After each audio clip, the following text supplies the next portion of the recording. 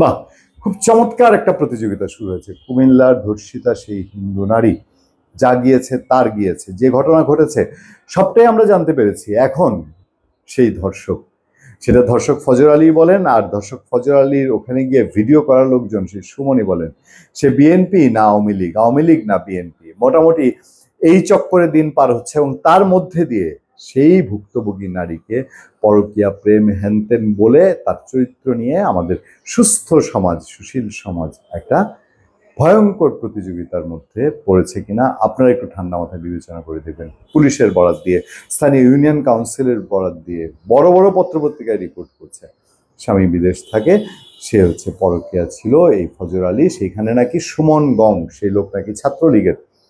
দেখেন, এখনো সেই ছাত্রলীগ বাংলাদেশে আছে, তারা নাকি ওই এলাকায় এসব করে করেই বেড়ায়, তারা সেখানে সাংঘাতিক অপকর্ম করে। এই অপকর্ম করার মতো ছাত্রলীগ কুমিল্লার মুরাদনগরে আছে এখনো। ওরা গিয়ে ওইখানে কট করেছে এদেরকে, সেখানে টাকা পয়সার ধান্দা করার চেষ্টা করেছে এরকম ইঙ্গিত আছে কিছু কিছু পত্রপত্রিকা। যুগান্তরেই দেখলাম একরকম সেখানে ছাত্রলীগ, সাবেক ছাত্রলীগ সুমনরা, বর্তমান ছাত্রলীগ, নিষিদ্ধ ঘোষিত ছাত্রলীগ সুমন যদি মেনেও নেই, আমার কিছু প্রশ্ন আছে আপনাদের কাছে বিনয়ের সাথে।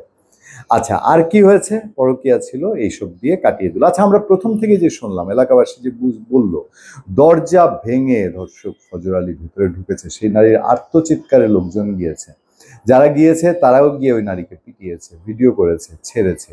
তাহলে একজন নারী যদি পরকীয়ায় এসব করে, তাহলে সে কেন চিৎকার করেছে? কোন চিৎকারের শব্দে তারা ওইখানে গিয়েছে?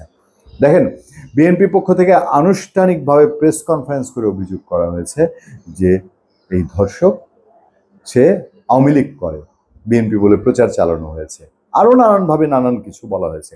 আবার পাল্টাপাল্টি অভিযোগ হচ্ছে, বলা হচ্ছে যে এই সময়ে যখন সকল গর্তর ভেতর থেকে, তলানি থেকে ছাত্রলীগ ধরে আনা হচ্ছে, কুমিল্লায় কিভাবে এত প্রতাপের সাথে ছাত্রলীগ ঘুরছে ওখানে?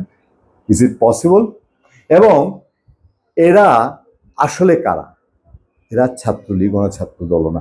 ছাত্রলীগ করতো একটা সময়, আওয়ামী লীগ করতো, এটা আমরা উড়িয়ে দিচ্ছি না, কারণ প্রচুর ছবি ভাইরাল হয়েছে আওয়ামী লীগ নেতাদের সাথে ধর্ষক ফজর আলীর, প্রচুর ছবি ছড়িয়ে পড়েছে সোশ্যাল মিডিয়ায়, সেগুলো মিথ্যা চ্যালেঞ্জ করা খুব কষ্টকর। কিন্তু এদের তো কোনো রূপ নাই, এদের রাজনৈতিক কোনো পরিচয় সত্যিকার অর্থে নাই। আমরা আওয়ামী লীগ আমলে যখন ধর্ষণের একাধিক ঘটনা ঘটেছে, আমরা সেগুলোর প্রতিবাদ করেছি, আমরা আমাদের লিখনীতে তুলে ধরেছি। অতীতে বিএনপি সরকারের সময় এরকম হয়েছে, আমরা তুলে ধরেছি। সুতরাং এই ধর্ষক আওয়ামী লীগ না বিএনপি সেটা আমাদের দেখার বিষয় না, সেটা হচ্ছে গুরুত্বপূর্ণ সে একটা জঘন্যতম কাজ করেছে, এবং তাকে সেইখানে ধরতে গিয়েই হোক, পরকীয়াও যদি আপনারা বলেন সেটাও যদি হয়ে থাকে, তাহলে যারা যে ঘটনাটি ঘটেছে এইভাবে একটা বিবস্ত্র নারীর ভিডিও করে তার উপরে হাত তুলে, সবই তো অপরাধ, প্রতি রন্ধ্রে রন্ধ্রে রন্ধ্রে রন্ধ্রে অপরাধ। তাহলে এই প্রতিযোগিতা করে লাভ কি? সুমন আওয়ামী লীগ না বিএনপি, ফজর আলী আওয়ামী লীগ না ফজর আলী বিএনপি, কি আসে যায়? কোনো কিছু ফারাক আছে? ফারাক নাই এই জায়গায় যে এরা যখন যে ক্ষমতায় থাকে তখন সেই দলের রূপ ধারণ করে, এবং আওয়ামী লীগ বিএনপি আমাদের দেশে বরাবরই এই টাইপের অপরাধ একে অন্যের দিকে ঠেলে দেয়। আমরা একটা জায়গায় জোর দিতে চাই, যে ঘটনা ঘটেছে এটা আমাদের ইতিহাসের একটা কলঙ্কজনক ধাপ, সেটার জন্যে, নিরাপত্তার জন্য সরকার সব রকম ব্যবস্থা নেক যে কোনো পরিস্থিতিতে।